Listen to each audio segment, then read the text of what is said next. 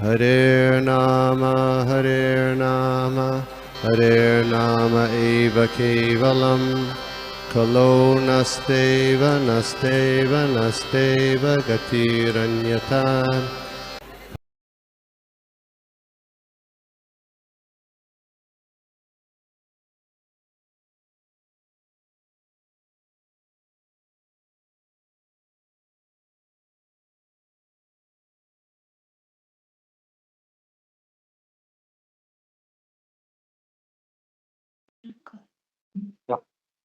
हरे कृष्णा।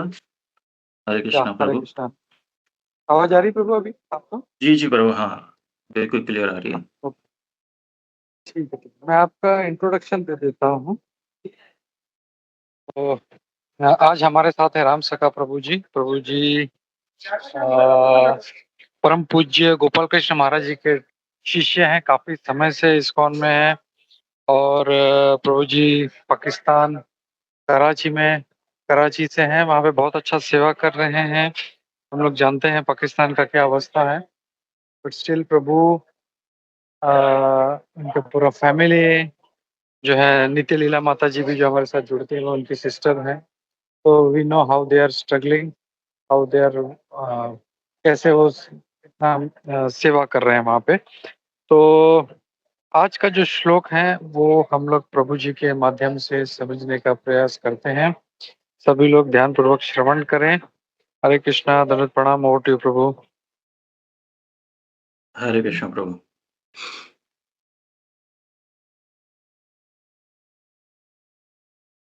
प्रभु, राधा माता is done now. जी प्रभु, हो गया, यू कैन स्टार्ट।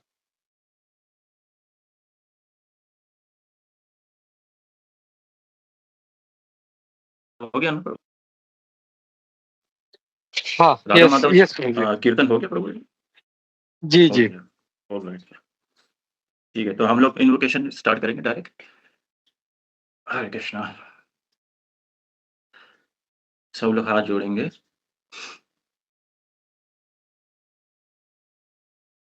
ओम नमो भगवते वासुदेवाय। ओम नमो भगवते वासुदेवाय। ओम नमो भगवते वासुदेवाय। ओम अज्ञानतिमिरन्धस्य ज्ञानञ्जनशलाकया चक्षुरुन्मिलितं येन तस्मै श्रीगुरुवे नमः। श्रीचैतन्यमनोभीष्टं स्थापितं येन भूतले स्वयं रूपा कदा मह्यं ददाति स्म पदान्तिकम्।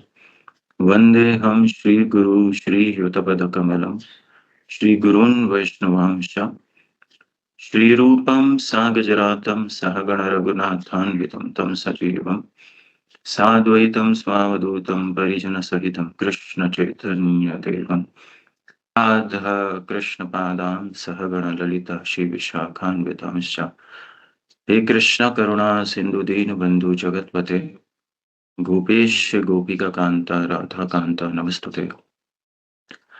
तप्तकाञ्चन गौरङ्गी राधे वृन्दावनेश्वरि वृषभानुसुते देवी प्रणमामि हरिप्रिय। वाञ्छाकल्पतरुभ्यश्च कृपा सिन्धु च पतितानां पावनेभ्यो वैष्णवेभ्यो नमो नमः। जय श्री कृष्ण चैतन्य प्रभु नित्यानंद श्री अद्वैत गदाधर श्रीवासादि गौर भक्तवृंद। हरे कृष्णा कृष्ण कृष्ण हरे हरे, हरे राम राम राम हरे हरे। नमो विष्णुपदाय कृष्ण पृष्ठाय भूतले श्रीमते भक्तिवेदांत स्वामी निति नामिने। नमस्ते सारस्वती देवी गौरवाणी प्रचारिणे निर्विशेषा शून्यवादी पाश्चात्य देशतारिणे। नमो विष्णु।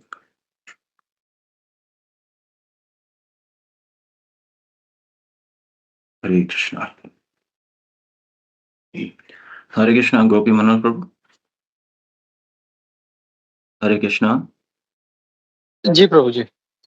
प्रभु, can you share the screen shlokas today? We'll recite. एक मिनट प्रभु जी। या मैं यहाँ से पढ़ लूँ या आप शेयर करेंगे? अच्छा इंग्लिश में। मैं यहाँ पे किचन सेवा में हूँ तो अच्छा, शायद अच्छा। दिक्कत होगा। ठीक है, ठीक है, मैं यहाँ से देख लेता हूँ।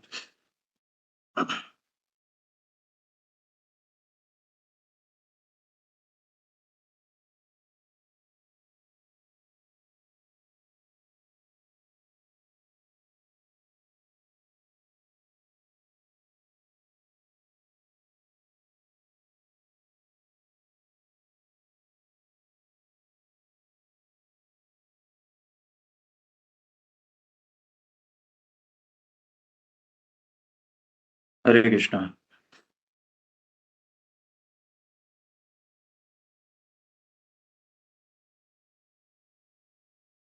तो श्रीमद् भागवत महापुराण तीसरा स्कंद चल रहा है और 28वां अध्याय का 30वां श्लोक आज हम लोग चर्चा करेंगे।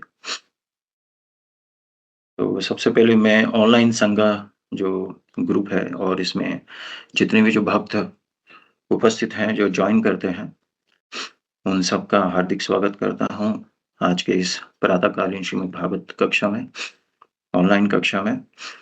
और स्पेशली धन्यवाद करूँगा, थैंक्स करूँगा हिज ग्रेस गोपी मनोहर प्रभु जी का, जिन्होंने हमें सेवा का ये अवसर दिया। तो सभी भक्तों का अभिनंदन, हार्दिक स्वागत। और विशेषकर आज बहुत ही ऑस्पिशियस पवित्र दिन है, श्रीपाद अद्वैत आचार्य का आविर्भाव तिथि है। तो श्रीपाद अद्वैत आचार्य से और श्रीमद् भागवत महापुराण से हम लोग ये प्रार्थना करेंगे सभी वैष्णव भक्तों की आध्यात्मिक प्रगति के लिए और भौतिक प्रगति के लिए भी, ताकि हम लोग अच्छे से भक्ति सेवा कर सकें। तो एक बार हरे कृष्ण महामंत्र बोलेंगे सब लोग हाथ उठाकर। हरे कृष्णा कृष्णा हरे कृष्णा हरे हरे, कृष्ण हरे हरे राम राम हरे राम राम हरे राम हरे। हरे हरे। हरे कृष्णा। तो shlokas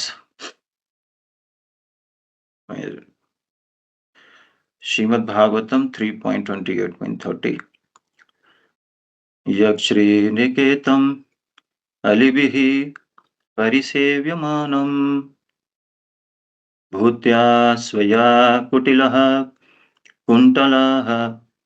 कुण्टलवृन्दजुष्टम् मीनाद्वयाश्रयम्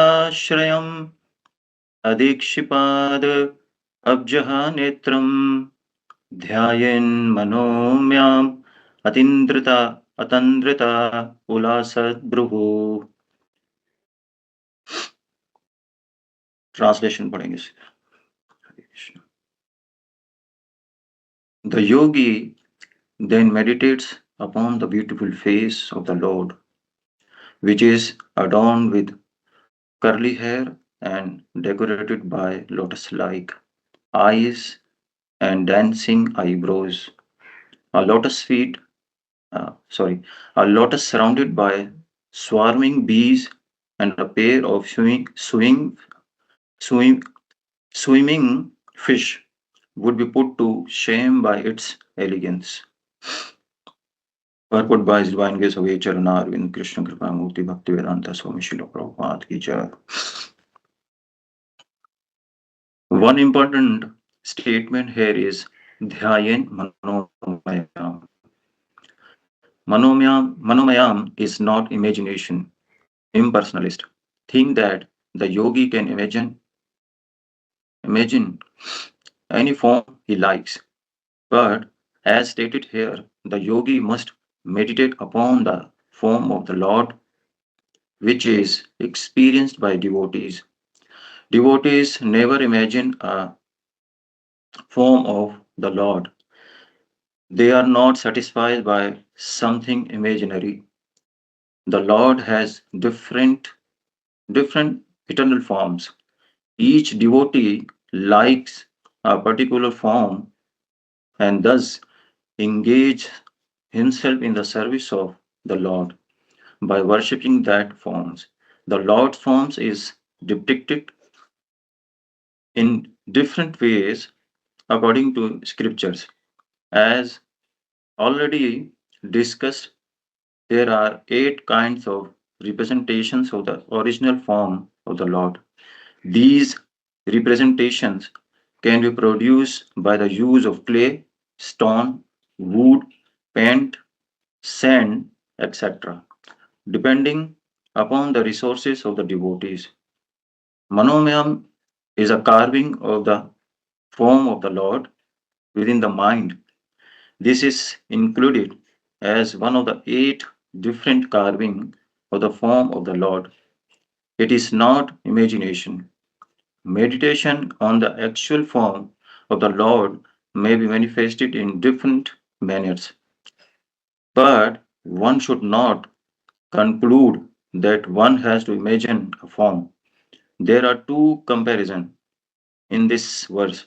First, the Lord's face is compared to a lotus, and then his black hair is compared to humming bees swarming around the lotus, and his 2 eyes are compared to 2 fish swimming about. A lotus flower on the water is very beautiful when surrounded surrounded by humming bees and fish. The Lord face is self-sufficient and complete. His beauty. His beauty defies the natural beauty of a lotus. Hare Krishna.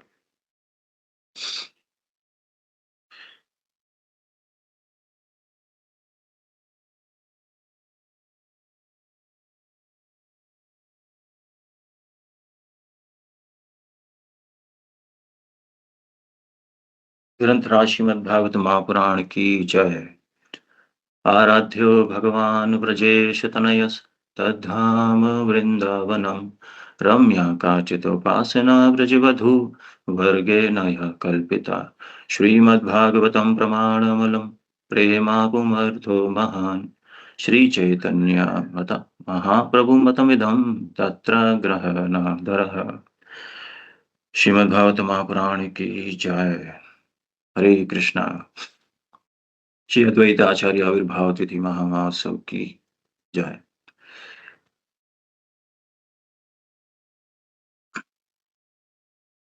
Shri Chaitanya Charitamrita के अंदर कृष्णदास कविराज गोस्वामी कहते हैं, कथंचन स्मृति यस्मिन् दुष्करम सुकरम भवेत् विस्मृते विपरीतम श्रेयात् श्री चैतन्य नमामितम।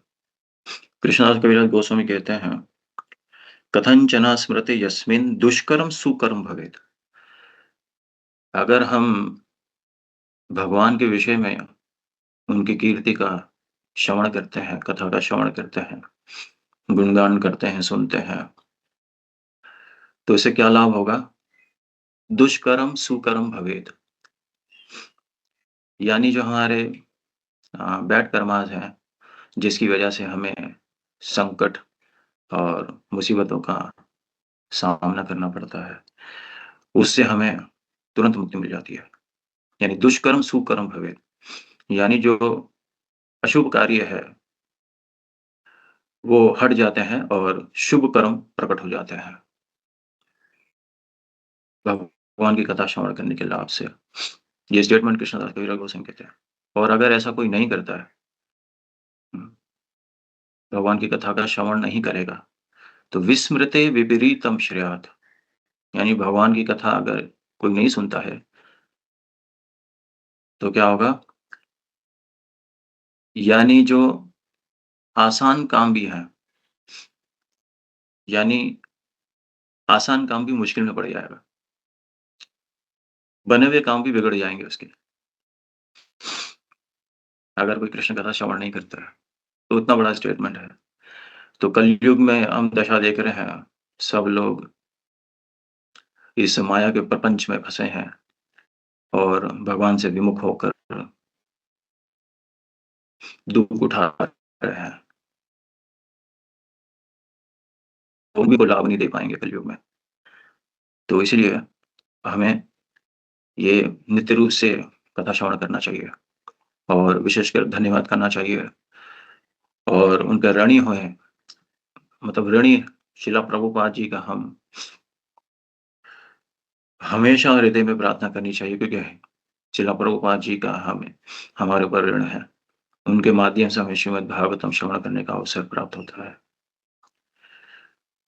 तो श्रीमद् भागवत महापुराण अत्यंत शक्तिशाली ग्रंथ है।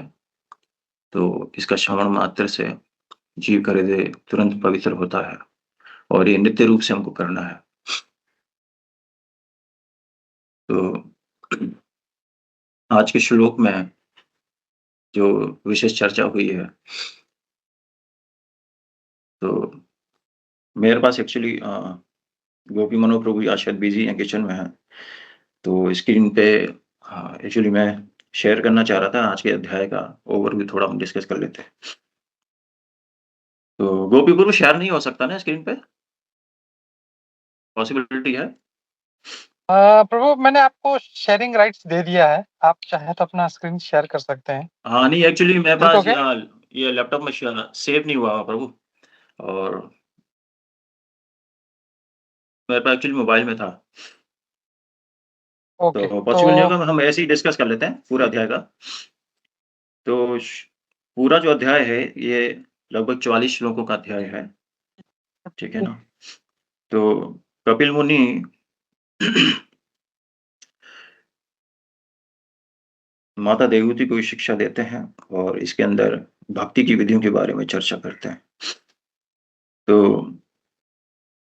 ये जो 28वां अध्याय है, इस अध्याय के अंदर 44 श्लोक हैं, लगभग 44 वर्सेस, और इसको 5 सेक्शन में डिवाइड किया गया है श्लोकों को। तो पहला जो अ, सेक्शन है उसमें 1 से लेके 12 तक जो चर्चा हुई, कपिल मुनि बता रहे हैं, भगवान कपिल मुनि, वो लिम्स ऑफ द अष्टांग योगा। जो अष्टांग योगा है,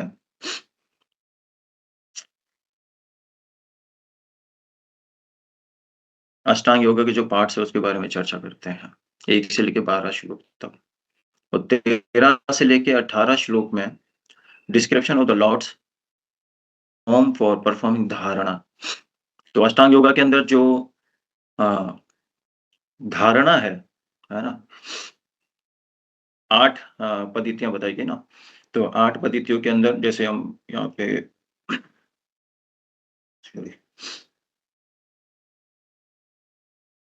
अष्टांग योग को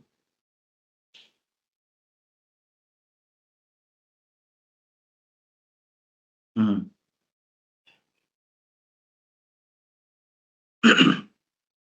पहला जो है यम, ठीक है ना? दूसरा है नियम, तीसरा है आसन, और चौथा है प्राणायाम।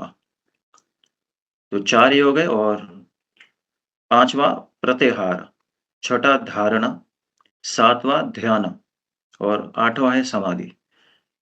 तो यहाँ पर जो हुँ,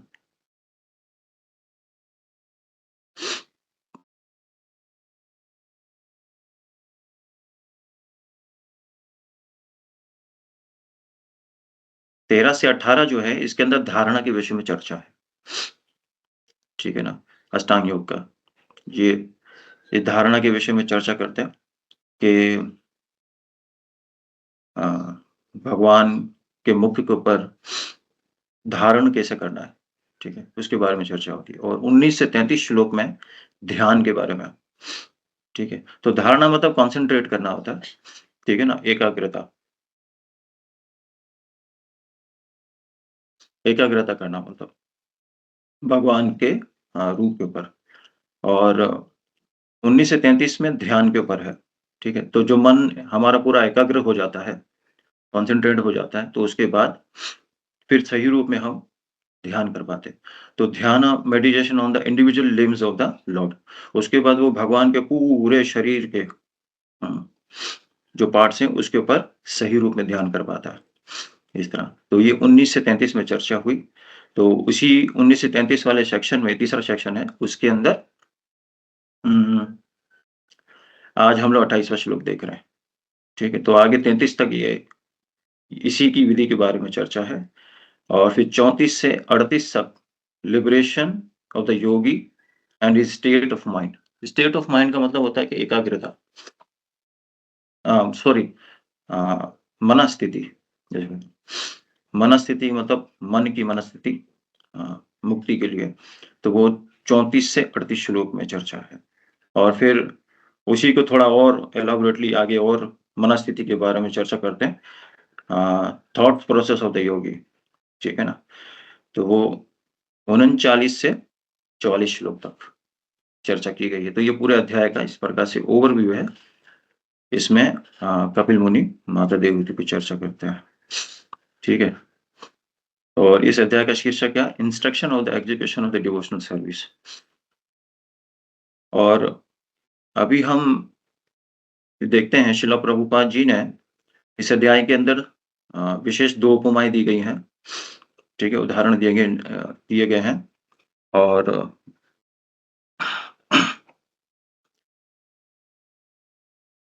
उसको हम लोग चर्चा करेंगे। तो इससे पहले हम लोग ये देखेंगे कि जब हम भगवान के रूप का दर्शन करते हैं, तो भगवान के रूप का दर्शन करते हैं तो उससे हमें लाभ क्या प्राप्त होता है? उसके बारे में फिर हम चर्चा करेंगे।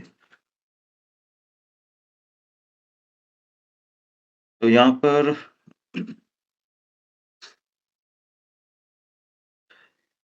जब हम भगवान के अंगों को देखते हैं, दर्शन करते हैं, ठीक है? तो उससे क्या हमें बेनिफिट मिलते हैं, उसके बारे में देखेंगे। फिर उसके बारे में 3 प्रकार के लोग हैं, जो भगवान के दर्शन करते हैं, उसके बारे में श्रील प्रभुपाद जी बताते हैं। और 3 प्रकार के और लोग हैं जो दर्शन करते हैं भगवान का, उसके बारे में श्रील भक्ति विनोद ठाकुर का भी अलग से उदाहरण है, तो वो भी हम देखेंगे। और कमल पुष्प, जो कमल का जो पुष्प है, ये इतना ज़्यादा विशेष क्यों माना जाता है, उसके बारे में भी देखेंगे। उसकी कुछ 4 विशेषता हैं, तो वो भी हम देखेंगे। और हमेशा ही कमल पुष्प की भगवान के अंगों की तुलना कमल से क्यों की गई है, ठीक है ना? तो वो हम देखेंगे। तो यहाँ पर पहले हम ये चर्चा देखते हैं कि कमल का पुष्प जो है, सॉरी, भगवान का जो जब हम दर्शन करते हैं, ठीक है? तो उससे लाभ क्या प्राप्त होता है, इसके बारे में चर्चा है। जब हम भगवान का दर्शन करते हैं, तो स्पिरिचुअल एलिवेशन होती है, आध्यात्मिक विकास होता है, ठीक है? सेकंड, शुद्धिकरण होता है, पवित्रता बढ़ती है हमारी, जैसे भगवान का दर्शन करते हैं।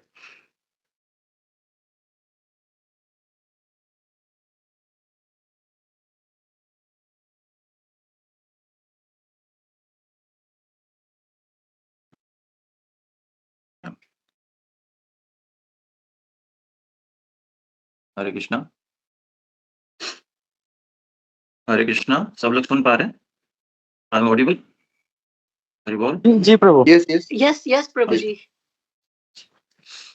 एक्चुअली यहाँ पर मौसम बड़ा डिफरेंट हुआ है, बहुत ज़्यादा ठंडा है और हवा बहुत ज़्यादा तेज चल रहा है, तो सिग्नल का हो सकता है थोड़ा बीच-बीच में इश्यू आएगा।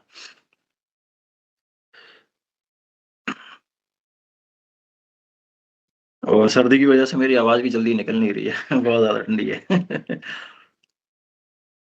तो जब सबसे पहले जब भक्त आता है भगवान का दर्शन करने के लिए, तो वो पहले किसका दर्शन करना चाहिए? ये मोस्टली सभी भक्त जानते हैं कि हम भगवान का जब दर्शन करने आते हैं, तो सबसे पहले भगवान के चरण कमलों से दर्शन करते हैं भगवान का, ठीक है? तो जब हम पैर के दर्शन करते हैं भगवान के चरण कमलों का, तो उस चरण कमलों का दर्शन से क्या होता है? पाप जो है हमारे हृदय में जितने हैं, हुँ, भगवान का चरण का दर्शन से भगवान क्या करते हैं? हमारे हृदय के सारे पाप दूर करते हैं, भगवान कृष्ण, ठीक है? और स्पिरिचुअल फाउंडेशन हमारी बनती है, आध्यात्मिक फाउंडेशन बनती है, अंडरस्टैंड? ये भगवान के चरणों का दर्शन से लाभ है।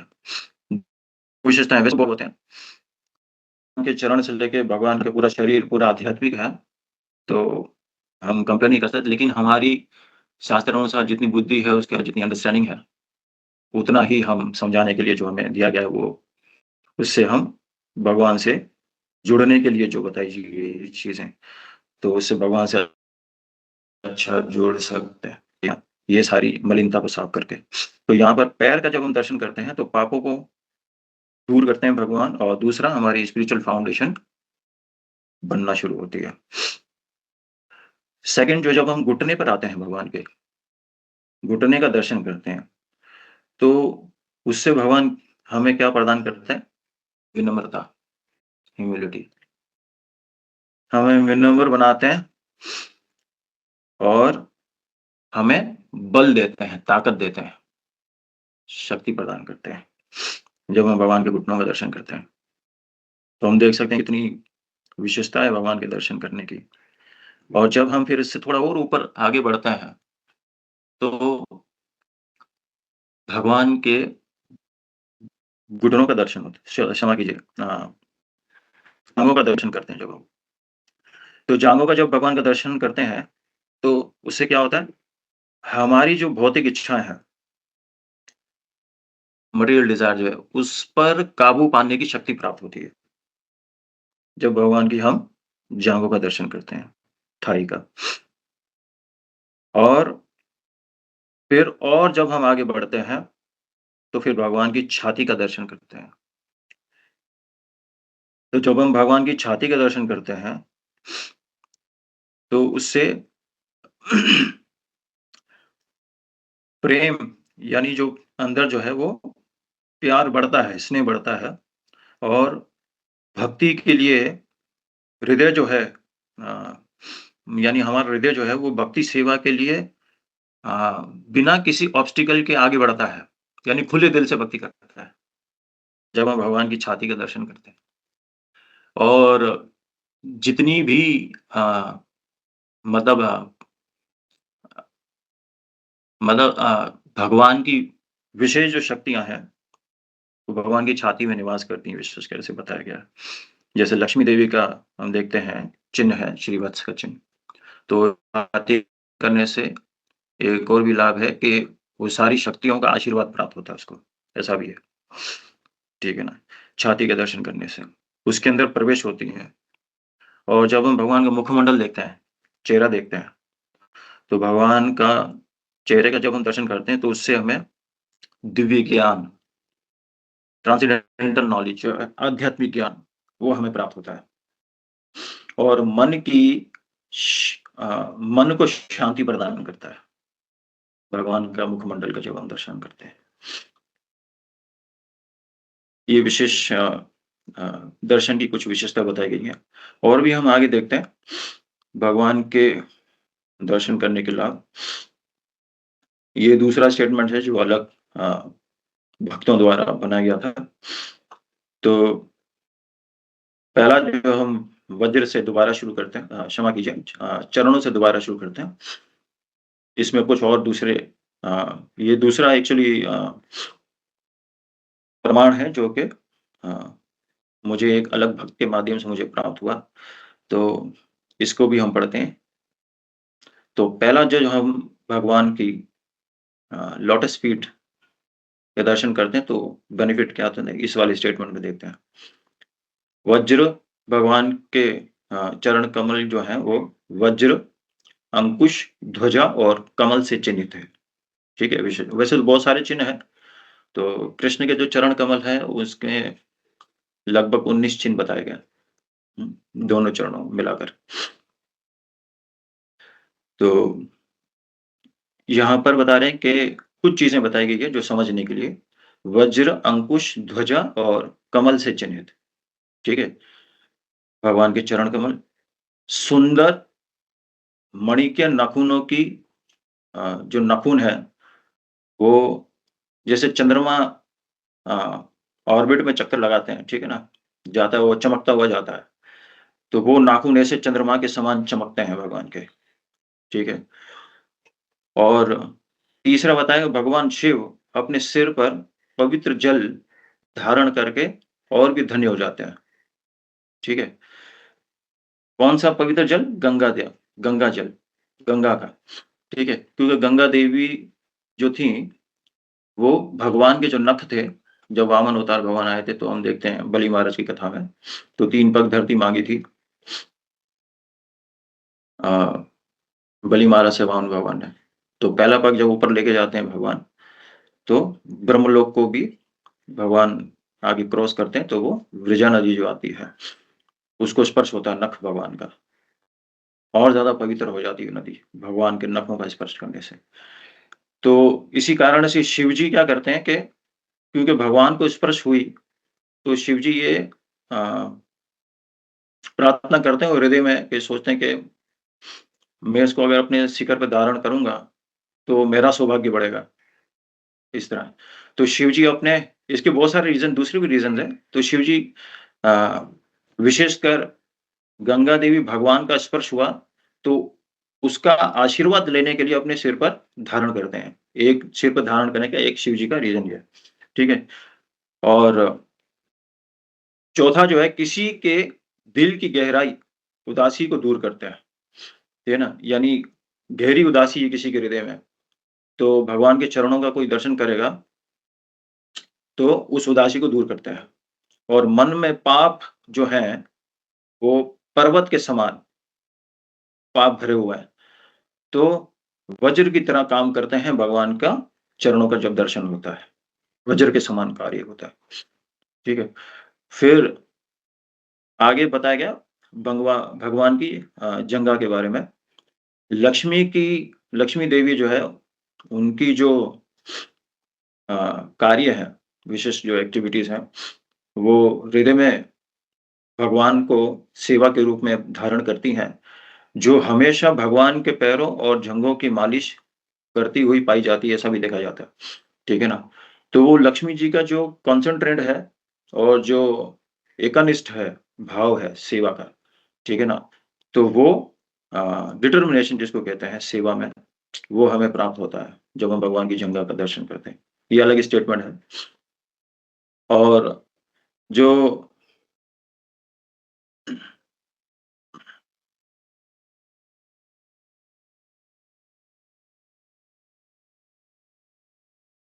नहीं, ये घुटनों के बारे में था, क्षमा कीजिए।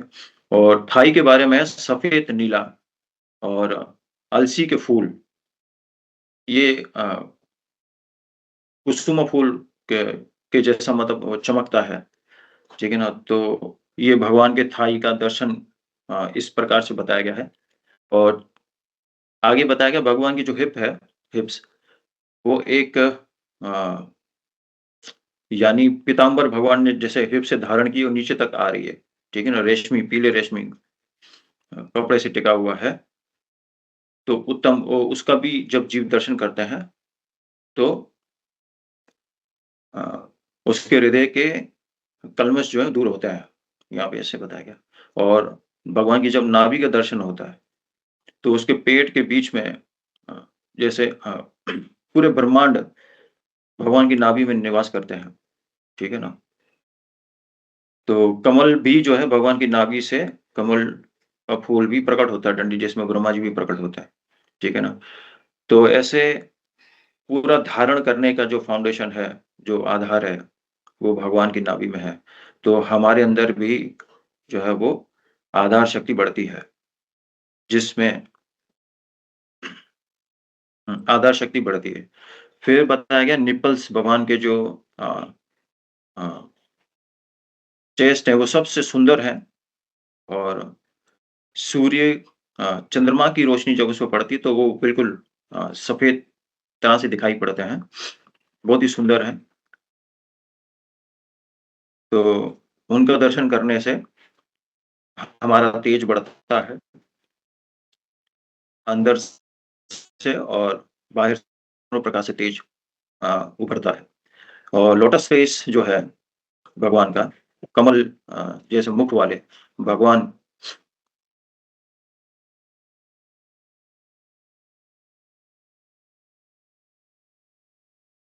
क्षमा कीजिए। हाँ, नाक जो है भगवान की उभरी हुई है, ठीक है? और लोटस फेस जो है वो क्रिस्टल जैसे साफ गाल, भगवान के क्रिस्टल क्लियर जो चीक्स हैं, उसके चमचमाते मगरमच्छ जैसे झुमकों के हिलने से रोशन हो रहे हैं, ठीक है? तो यहाँ पर जैसे हमने देखा था कि ये भगवान के अलग प्रकार से चीज़ें बताई जो दर्शन के बारे में है और यहाँ पर बताया गया कि अ, मन की शांति और ज्ञान बढ़ता है विशेषकर, इसमें भी ये चर्चा बताई गई है। तो ये भगवान के चेहरे का दर्शन करने से लाभ प्राप्त होता है, ठीक है? तो पहले वाला जो हमने स्टेटमेंट देखा था, उसमें बहुत अच्छा बताया गया कि जब हम भगवान के चरणों का दर्शन करते हैं, तो पापों से दूर होते हैं और आध्यात्मिक फाउंडेशन हमारी बनती है।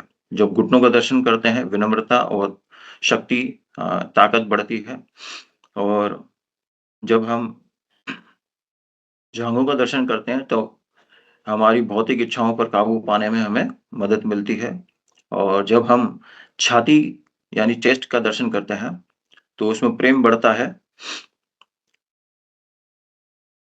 और भक्ति के लिए हृदय से हम आगे अग्रसर होते हैं, यानी खुले दिल से भक्ति करते हैं और जब हम चेहरे का भगवान का दर्शन करते हैं, तो ज्ञान और मन की शांति प्राप्त होती है। तो ये भगवान के दर्शन करने के लाभ हैं, ठीक है? और अभी हम ये देखेंगे, कमल का पुष्प जो है, वो इतना शक्तिशाली कैसे है, ठीक है? और हमेशा हम देखते हैं कि भगवान के अंगों की तुलना कमल के पुष्प से की जाती है, ठीक है? अब आज के जो परपोट है, उसके परपोट में हम दोबारा जाएँगे थोड़ी देर के बाद। उस परपोट के अंदर प्रभुपाद जी कमल की उपमा देते हैं, ठीक है ना? और नॉर्मली तो हम देखते हैं कि कमल का पुष्प जो शहरों में रहने वाले हैं, उन्होंने बहुत कम ऐसे लोग होंगे जिन्होंने कमल का पुष्प देखा होगा। हिज़ होलीनेस राधा गोविंद महाराज कहते हैं कि जो गाँव में रहता है, वो देख पाता है। लेकिन सिटीज़ के अंदर जो रहते हैं, वो कमल का पुष्प और ऐसा दृश्य नहीं देख पाता। जैसा यहाँ पर इस श्लोक के अंदर, इसके श्लोक के परपोट में प्रभुपाद जी ने उपमा के रूप में, उदाहरण के रूप में बताया गया, है ना? सुंदर कमल का पुष्प है, सुंदर और भँवरे जो है वो अ, विशेष वहाँ पर घूम रहे हैं, है ना? और सुंदर वातावरण। तो ऐसा वातावरण जो भागवत में उदाहरण दिया गया है, ये अभी के दौर में ये सब चीज़ें देखना मुश्किल है हमारे लिए। तो एक साधारण जीव कैसे समझ पाएगा? मुश्किल है समझना उसके लिए, ठीक है ना? तो इसीलिए यहाँ पर ये विशेषता बताई गई है कि कमल के पुष्प से तुलना क्यों की जाती है? तो उसके बारे में हम देखते हैं। कमल का पुष्प जो है, वो बहुत ही शक्तिशाली अ, एक शक्तिशाली प्रतीक जिसे अक्ष से जोड़ा जाता है, ठीक है? तो 4 विशेषता बताई गई हैं, कमल के पुष्प क्यों भगवान से कंपेयर करते हैं। नंबर 1 पवित्रता। कमल कीचड़ में उगता है, लेकिन गंदगी से जो अ, कीचड़ में है, लेकिन कीचड़ उसको छू नहीं सकता है ना? कीचड़ से ऊपर रहता है, कीचड़ उसको छू नहीं पाता। ये विशेषता है कमल के पुष्प की, ठीक है? इसीलिए भगवान के अंगों से उनकी तुलना की जाती है। पवित्रता का प्रतीक है, पवित्र प्रतीक माना जाता है कमल का पुष्प। सेकंड सुंदरता यानी सूरज की रोशनी में, है ना? तो सूर्य की रोशनी भी पड़ती है, तो कमल का पुष्प जब खिलता है, बड़ा सुंदर दिखाई पड़ता है। तो सूरज की रोशनी में खूबसूरती से खिलता है, बहुत ही सुंदर अ जब खिलता है तो सुंदर दिखाई देता है, जो कृष्ण के चमकदार रूप को दिखाता है। ये दूसरी बात, है ना? यानी कंपेयर किया गया है। सूर्य की जब रोशनी पड़ती है, तो जब वो खिलता है, तो अत्यंत सुंदर दिखाई पड़ता है। तो भगवान श्री कृष्ण का जो मुखमंडल है, वो एकदम तेजवान और चमकदार है। तो जो भी उसका दर्शन करता है, भगवान से आकर्षित हो जाता है। ठीक है? जैसे हम नारद मुनि की भी कथा में देखते हैं। सिर्फ़ भगवान ने झलक दिखाई दी एक नारद मुनि को। नारद मुनि को भगवान कृष्ण ने एक थोड़ी देर के लिए, कुछ समय के लिए भगवान ने अपना दर्शन दिया और डिसअपीयर हो गए दोबारा से। तो नारद मुनि भगवान के उस मुखमंडल को देखने के लिए लालायित हो गए, है ना? और निरंतर भगवान को देखने की खोज में जंगल में अलग-अलग विचरते रहे और आगे तलाश करते रहे भगवान को। तो ये भगवान का आकर्षण ही ऐसा है। परीक्षित महाराज ने भी जब माँ के गर्भ में भगवान के दर्शन किया था, मुखमंडल का, तो क्या हुआ था? परीक्षित महाराज भी बचपन से ही भगवान के रूप को देखने में अलग-अलग परख रहे थे, मतलब इसलिए नाम पड़ा परीक्षित। जो भी घर पे आता था, उनके चरण कमलों को हाथ लगाते थे, परीक्षित महाराज जब छोटे थे। और उस भाव से कि कहीं ये तो मेरे भगवान नहीं, कहीं ये तो मेरे भगवान नहीं। तो इस प्रकार से नाम पड़ा परीक्षित, हम देख सकते हैं। तो भगवान का दर्शन ही इतना सुंदर है, जो एक बार दर्शन कर ले, फिर संसार का आकर्षण उसको नहीं रहेगा। तो यहाँ पर इसलिए सुंदरता के बारे में ये कमल से भी भगवान को कंपेयर किया गया। तीसरा जो है आध्यात्मिक विकास, यानी जल में भौतिक जो जगत है, दुनिया में उगता है कमल, लेकिन उससे ऊपर उठता है ना? है कीचड़ के अंदर उगा हुआ, भौतिक जगत में है, लेकिन फिर भी उससे अलग है। इसीलिए भगवान के अंगों के साथ उनको कंपेयर किया जाता है, जो कि मुख्य बात में epitome of the spiritual elevation, यानी आध्यात्मिक अ, प्रगति का एक प्रतीक है ना? ये अ, कमल कमल का पुष्प उन आध्यात्मिक उन्नति का प्रतीक कहा गया है इसको, कमल के पुष्प को। और चौथा जो है वैराग्य, यानी पत्ते जो है पानी को जो है अ, दूर भगाते हैं। जल जब आगे आता है तो उसको दूर भगाते हैं।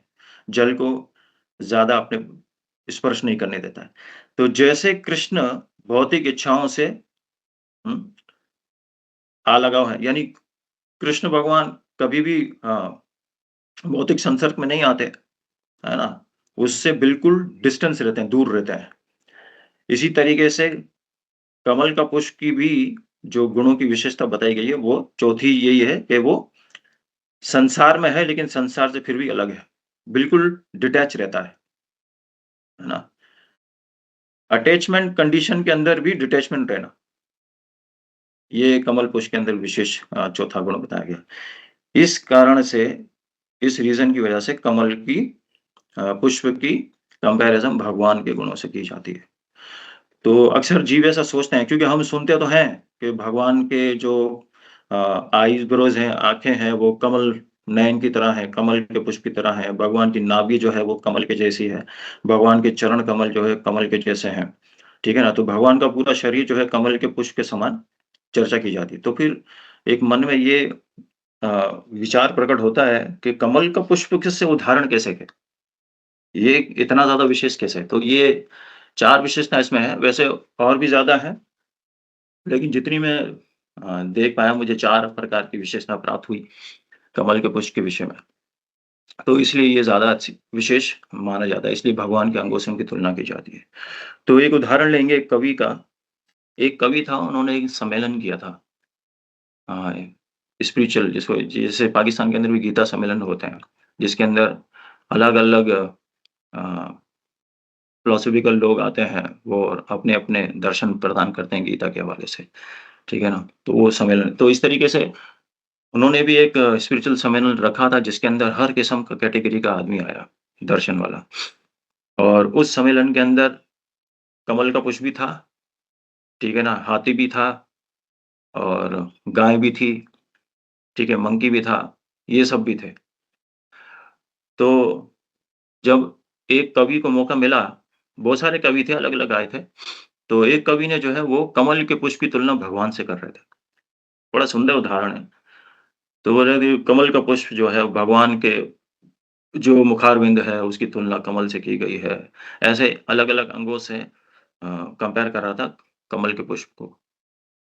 तो जब सम्मेलन खत्म हुआ, तो कमल के पुष्प ने उस कवि से पूछा, उस प्रीचर से पूछा कि आपने तो मेरी कंपैरिज़न भगवान के साथ बताई थी, ठीक है ना? तो ये तो मेरे लिए शोभा नहीं देता है, ठीक है ना? हाँ, भगवान इतने सर्वशक्तिमान, इतने सुंदर, और उसका कंपैरिज़न आप मेरे साथ कैसे कर सकते हैं? ये कमल का पुष्प ऐसा बोल रहा था। तो एक ये अननोन सोर्स से मतलब एक उदाहरण है, तो जिससे हम ये समझ सकें कि भगवान कितने महान होंगे, ठीक है? तो हम लोगों को यहाँ पर भगवान अ, आध्यात्मिक प्रगति कराने के लिए और भौतिक झंझटों से निकलने के लिए ये दिव्य ज्ञान प्रकट करते हैं। तो उस दिव्य ज्ञान के अंदर भगवान ऐसी उपमाएँ देते हैं, जिसके माध्यम से हम लोग श्रवण करके आगे बढ़ सकें, ठीक है ना? तो क्योंकि भगवान का कंपैरिज़न इस भौतिक संसार की किसी भी वस्तु से नहीं किया जा सकता, क्योंकि भगवान सर्वशक्तिमान है। हम कंपेयर कर ही नहीं सकते।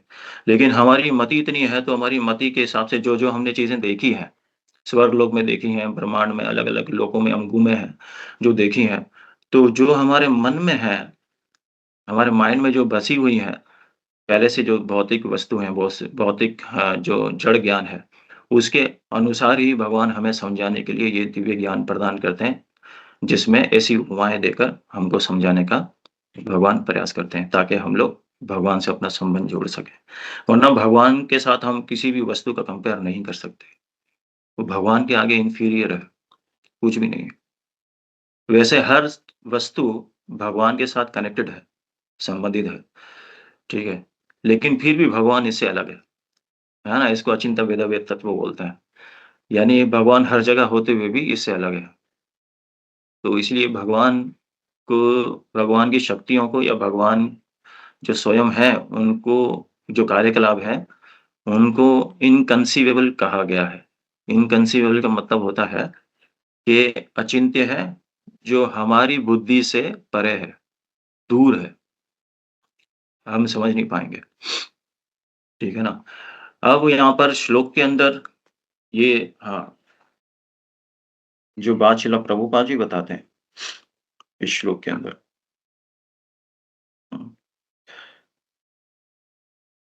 One important statement here is ध्यायेन मनोमयम्। मनोमयम इज़ नॉट इमेजिनेशन, ठीक है? ये कोई काल्पनिक नहीं है। तो शिला प्रभुपाद जी अगले श्लोक में ये वर्णन करते हैं कि 3 प्रकार से भगवान का दर्शन होता है, ठीक है? एक है जो मनोमयम, यानी मनोमयम का मतलब जो योगी जन होते हैं, वो अपने मन से नहीं, मन में भगवान का दर्शन करते हैं। उसको मनोमयम कहा गया यहाँ पर, ठीक है ना? मन में भगवान का दर्शन करना, और ये दर्शन जो है अष्टांग योग की पद्धति से होता है, जो योगी जन करते हैं। और कलयुग में ये अष्टांग योग का जो अ प्रोसेस है, ये इसको करना बहुत मुश्किल है ना? लेकिन योगी जन ऐसा करते हैं, ठीक है? मनोमय यानी मन से भगवान का दर्शन करते हैं। दूसरा जो है वो नौसखिया जो अ, व्यक्ति होता है, न्योफाइट बिल्कुल होता है, वो भगवान का दर्शन करता है, ठीक है? बिल्कुल नौसखिया। तो जैसी-जैसी थॉट्स होते हैं दर्शन करने के, उसके अकॉर्डिंगली रेसिप्रोकेशन होता है भगवान का, ठीक है? और तीसरा जो है हाँ, तीसरा जो है भगवान की कथा सुन के दर्शन होता है। ऐसा शिला प्रभुपाद जी वर्णन करते हैं। यानी कथा सुनना ही भगवान का दर्शन है। और वैसे भी ये भी देखा गया है कि कुछ ऐसे इसकी अलग-अलग अंडरस्टैंडिंग है, ठीक है ना? कथा सुन के जब दर्शन करेंगे, तो उस दर्शन का लाभ अलग है, ठीक है ना? और यानी भगवान के बारे में सुन के अगर दर्शन करते हैं, उसका लाभ अलग ही मिलता है। और भगवान के बारे में सुना ही नहीं है, इतना जाना नहीं है, यानी ऊपर-ऊपर से जान रखा है ना? सफिशिएंट मतलब पूरे तरीके सुपरफिशियली जान रखा है। तो वो जब दर्शन करने जाता है, तो वो नौसखिया माना जाता है, तो वो उसका इतना लाभ नहीं है, लेकिन फिर भी उसको लाभ मिलता है, ठीक है ना? भगवान का, क्योंकि भगवान के दर्शन करने गया, ठीक है ना? तो श्रील भक्ति सिद्धांत सरस्वती ठाकुर महाराज कहते हैं कि कोई बिगिनिंग कनिष्ठ अवस्था में भी है, तो उसको भी सम्मान करना चाहिए, ठीक है ना? और उसको अपने संग देना चाहिए। और उनकी निंदा करने से या उनके बारे में आलोचना करने से अगर कोई ऐसा करता है, तो वो जल्दी पतित हो जाएगा, जो ज़्यादा उन्नत है, तो वो नरक में गिरता है। तो इसलिए ये तीनों कैटेगरीज़ हैं, कनिष्ठ अधिकारी, मध्यम अधिकारी, उत्तम अधिकारी। ये तीनों जो अधिकार जिनको दिया गया है, उसकी कॉन्शियस लेवल के अकॉर्डिंगली है, तो वो तीनों की विशेषता है और भक्त समाज में ये तीनों ही होते हैं। तो इन तीनों के साथ हमें कैसे-कैसे आदान-प्रदान करना है, ये सीखना है, ठीक है ना? और ये शास्त्र दर्शन से हम सीख सकते हैं, ठीक है? तो भगवान का जब हम बारे में कीर्ति के बारे में श्रवण करते हैं, ये वास्तव में असली दर्शन है, विशेषता ये बताई गई है। और ऐसा भी है कभी-कभी ऐसा भी देखा जाता है कि कुछ लोग भगवान का यानी कथा चल रही है, तो भगवान का कथा में नहीं बैठेंगे, यानी वो आए ही कथा के टाइम पे है, ठीक है ना? तो वो क्या करते हैं कि डायरेक्ट भगवान का दर्शन करने जाते हैं। ये कनिष्ठ अवस्था है, क्योंकि उनको भगवान के दर्शन के बारे में सही रूप में पता ही नहीं है। असली दर्शन भगवान के बारे में सुनने से होता है। तो जितना अच्छा श्रवण करेगा, उतना अच्छा भगवान के दर्शन कर पाएगा और उतनी कृपा ले पाएगा। ये विशेषता है। श्रीमद् भगवद गीता में भी ऐसा बताया गया है कि भगवद गीता पढ़ने का क्या लाभ है? हुँ,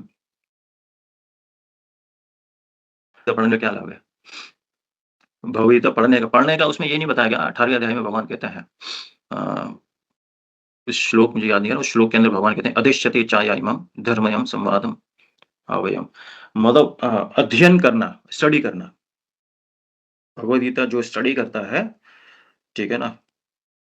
और सही रूप में दर्शन करता है। स्टडी मतलब उसको स्टडी करना सीखता है, अध्ययन करता है। तो भगवान कह रहे हैं वो अपनी बुद्धि से मेरी पूजा करता है। अंडरस्टैंड? तो वो भी भगवान का दर्शन है, सुनकर दर्शन करता है। एक होता है कि सुनना, सुनने वाले का अलग लाभ है भगवद गीता में, ऐसे बताया गया। जो भगवद गीता सुनता है, सुनने का लाभ अलग है, ठीक है? स्टडी का लाभ अलग है और जो बोलता है उसका लाभ अलग है। तीनों के अलग-अलग लाभ बताए गए हैं 18वें अध्याय के अंदर। भगवान कृष्ण खुद बोलते हैं, अर्जुन को बताते हैं, ठीक है? जो सुनता है उसको आध्यात्मिक लोक प्राप्त होते हैं यानी ऊँचे ध्रुव लोक के बारे में परपड़ में प्रभु जी बताते हैं। जो सिर्फ़ भगवद गीता सुनने का सिर्फ़ लाभ है। ध्रुव लोक की उसको प्राप्ति होती है, ऐसा बताया गया। उस लोक को प्राप्त करता है। यानी प्रामाणिक स्रोत स्रोत से सुने, जहाँ पे परंपरा के द्वारा ज्ञान को प्रस्तुत किया जा रहा है, वहाँ पर, ठीक है ना? और प्रामाणिक इसलिए बोला क्योंकि देखिए, एक होता है कीर्तन, एक होता है अनुकीर्तनम, ठीक है? कीर्तन तो बहुत से लोग करते हैं, अलग-अलग मिक्स भजन भी गाते हैं, कर्मी भजन भी गा रहे होते हैं, सब मिक्स कर रहे होते हैं, वो भी भगवान का नाम है। लेकिन एक होता है अनुकीर्तनम, अनुकीर्तनम का मतलब होता है कि जो बोनाफाइड तरीके से फॉलो किया गया हो, श्रवण किया गया, स्टडी किया गया हो या फिर प्रेज़ेंट किया गया हो, उसको अनुकीर्तनम कहता है, ठीक है ना? तो ये भगवद गीता में तीनों कैटेगरी बताई गई है। जो भगवान के बारे में सुनता है, उसको आध्यात्मिक लोक प्राप्त होता है, ऐसे प्रभुपाद जी ने बताया, जो गीता को सुनता है। और जो स्टडी करता है, वो अपनी बुद्धि से मेरी पूजा करता है। तो मान लीजिए कि अगर आपको भागवत की पूजा करनी है या गीता की पूजा करनी है, तो कैसे करोगे? वो गीता में भगवान ने बता दिया, ठीक है ना? उसको पढ़ के, उसको समझ के, यानी जैसे अभी हम भागवत का एक श्लोक लिया है, इसको हमने पूरा ओवरव्यू देखा और इसमें जो टॉपिक है उसके बारे में जितना हो सके हम लोग समझने का प्रयास कर रहे हैं, है या नहीं? तो ये अच्छे दर्शन पालन करना, समझना, प्रामाणिक से, बोनाफाइड तरीके से, इसका लाभ अलग है। ये डायरेक्ट भगवान की पूजा है, डायरेक्ट। इसमें आपको नारियल की ज़रूरत नहीं है, चुनरी की ज़रूरत नहीं है। आप समझ रहे हैं?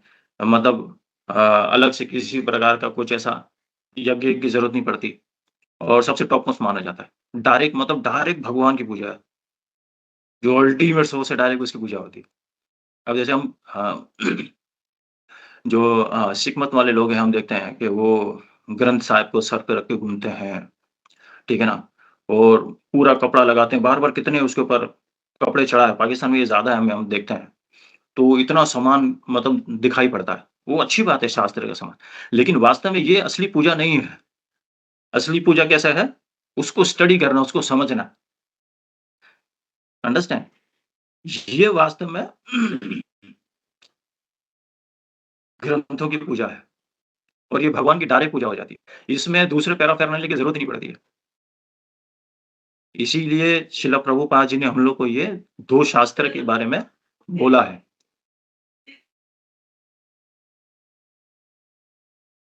है ना? हम लोग पढ़ने के लिए जो शास्त्र बताए गए कौन? ये 2 शास्त्र हैं, भगवद गीता और भागवतम। और ये किन्होंने रिकमेंड किया? है ना? हू रिकमेंडेड अ, दीज़ शास्त्रास? ये जो स्वयं भगवान चैतन्य महाप्रभु इसके बारे में रिकमेंड करते हैं। भगवद गीता और भागवत के बारे में। और कहाँ ये प्रमाण दिया है?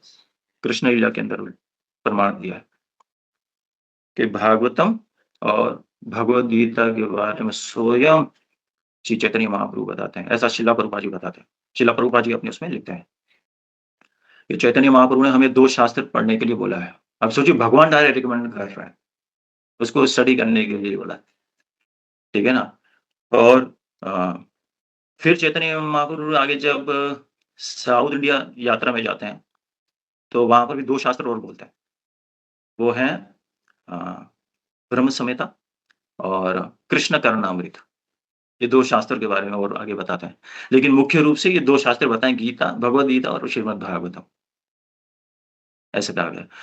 ब्रह्म संहिता भी ऐसा कहा गया है कि अ, Brahma Samhita is the summary of the Shrimad Bhagavatam, ऐसा कहा गया है। क्योंकि अगर उसको भी समझ ले तो वो भागवतम को असली अंडरस्टैंड कर सकता है। तो इसलिए चैतन्य महाप्रभु ने ये 2 शास्त्र आगे चल के रिकमेंड किए थे, बोले थे। लेकिन विशेषकर इनके ऊपर ज़्यादा एम्फसाइज़ किया चैतन्य महाप्रभु ने। कौन-सा? भगवद गीता और भागवतम महापुराण के ऊपर। ये शास्त्र इतने शक्तिशाली हैं और ये डायरेक्ट भगवान की उपासना है, डायरेक्ट। आपको और कहीं भागने की ज़रूरत नहीं है, ठीक है ना? क्योंकि अभी कलयुग में जीव के पास ना भी धन है, कि धन की कमी है, समय की कमी है, पैराफेरनालिया है ही नहीं, कुछ भी नहीं है ना? तो ये सबसे अच्छा माध्यम है और सबसे ऊँचा लाभ प्राप्त होता है। अब देखिए ऑनलाइन के माध्यम से भी हम लोग भागवत पढ़ रहे हैं, है ना? तो ये भगवान की डायरेक्ट उपासना है, डायरेक्ट भगवत भक्ति है और डायरेक्ट ग्लोरिफिकेशन हम कर पाते हैं और डायरेक्ट पूजा है भागवत की भी और भगवद गीता की, ये पढ़ने से, ये लाभ। अंडरस्टैंड? तो इसलिए ये समझना है। तो ये असली दर्शन होता है सुन के, इसको कहते हैं श्रवण करके दर्शन करना। तो एक है योगी जो अपने मन में दर्शन करते हैं, ठीक है? दूसरा है जो अ, नौसखिया होते हैं, वो भगवान का दर्शन करने आते हैं और तीसरे जो है वो श्रवण करके भगवान का दर्शन करते हैं। तो ये 3 प्रकार के दर्शन बताए गए हैं और श्रील भक्तिविनोद ठाकुर है, वो भी एक जगह एक एग्ज़ाम्पल में बताते हैं। एक दर्शन है मनोमयम, एक दर्शन है अ, मनोमयी और जड़मयी और चिन्मयी, है ना? एक यानी स्टार्ट से लेंगे चिन्मयी ऊपर रखेंगे। सबसे है चिन्मयी, मनोमयम और जड़मयी। तो ये 3 दर्शन बोले 3 प्रकार के लोग हैं, अलग-अलग प्रकार से आते हैं, भगवान का दर्शन करते हैं। तो जो चिन्मयी होते हैं, ठीक है ना? चिन्मयी प्रकार मतलब पूर्ण रूप से वो उत्तम अधिकारी होते हैं और वो भगवान का दर्शन करते हैं, तो साक्षात वो भगवान से बात करते हैं, दर्शन करते हैं भगवान का। जब अर्च विग्रह को देखते हैं भगवान का, ठीक है ना? साक्षात दर्शन करते हैं और ऐसा भी कहा गया है कि जब आप अर्च विग्रह का दर्शन करने जाएँ, तो दर्शन करने जाएँ तो अगर कोई शुद्ध भक्त खड़ा हो, तो उसके पीछे खड़ा होना चाहिए। क्योंकि शुद्ध भक्त को भगवान पहले देखता है। भगवान की दृष्टि भी जो नज़र है वो भक्त के ऊपर रहती है। कृपा जो है उनके ऊपर रहती है। तो इसलिए शुद्ध भक्त जब आगे खड़ा हो, तो उनके पीछे खड़े होके दर्शन करना चाहिए। तो उससे आपको भगवान की असली कृपा मिल जाएगी, ब्लेसिंग मिल जाएगी। ये लाभ है। तो ये इसको कहते हैं चिन्मयी, है ना? और दूसरा जो है वो मनोमयम, योगी आता है वो भगवान के दर्शन करता है, ठीक है? तो वो जब दर्शन करता है भगवान का, तो वो इतना लाभ नहीं उठा पाता, है ना? योगी जब आता है भगवान का दर्शन करने के लिए। ठीक है? वो मैक्सिमम ज़्यादातर परमात्मा के स्तर तक भावना रखता है, ठीक है ना? कुछ योगी ऐसे मतलब निराकारवादी हैं, कुछ निराकार, साकार दोनों चलते हैं, लेकिन ज़्यादातर निराकार को ज़्यादा वो देते हैं और कुछ योगी हैं, जो अष्टांग योग करके भगवान का ही ध्यान करते हैं। तो अलग-अलग कैटेगरीज़ हैं इसमें।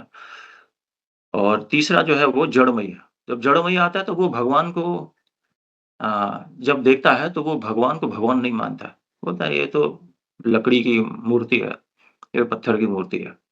तो उसका भाव ऐसा रहता है कि भगवान को ना सम्मान कर पाता है, ना अ, उसको अ अ, लाभ उठाने की कोई इसमें भावना नहीं रहती, है ना? तो बोला ये भगवान का असली दर्शन नहीं है।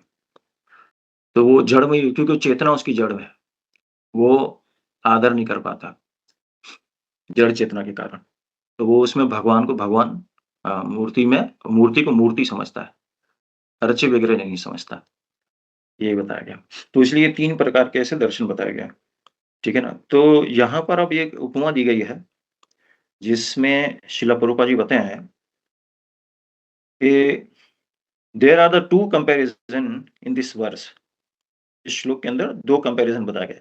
First the lord face is compared to the lotus and then his black hair is compared to the humming bees swarming around the lotus, and his 2 eyes are compared to 2 fish swimming about. A lotus flower on the water is very beautiful when surrounded by humming bees and fish. The Lord face is self-sufficient and complete.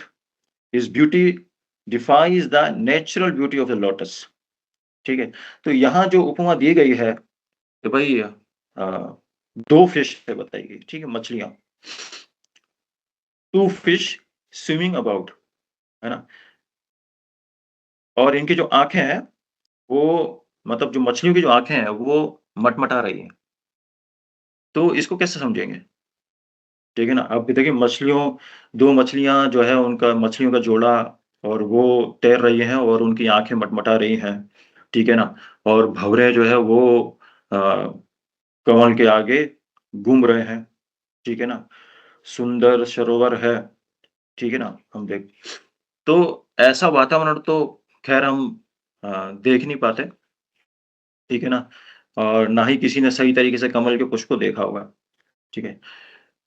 तो ये तो ख़ैर हम आगे चर्चा पहले कर चुके हैं, कमल के पुष्प की विशेषता और ऐसा वातावरण भागवत में जो एग्ज़ाम्पल दिए जाते हैं, उसको हम लोग अपनी मति अनुसार जो हमारा जो एनवायरनमेंट है, उसको कंपेयर करना है, समझना मुश्किल होता है, ठीक है ना?